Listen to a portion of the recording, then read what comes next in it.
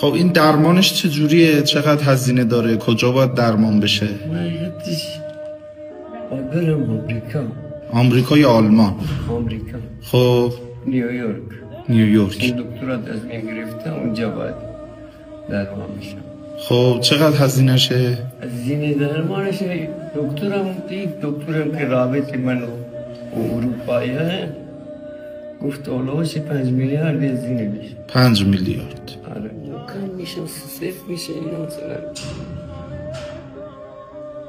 اونا شلتر میشه. آره میگن که به گلبول قرمز دم اثر کرده، اینجا تو آزمایشا معلوم میشه. دیگه گفت حالا باید پیوند مغز استخوان بزنیم.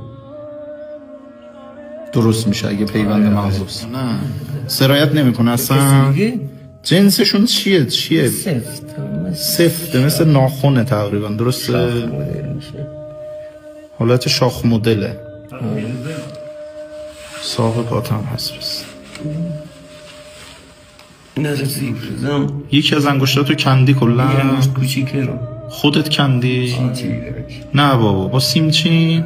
ای بابا مجبور بودم یا میشکست ایزگیل. زیر پاتم ببینم.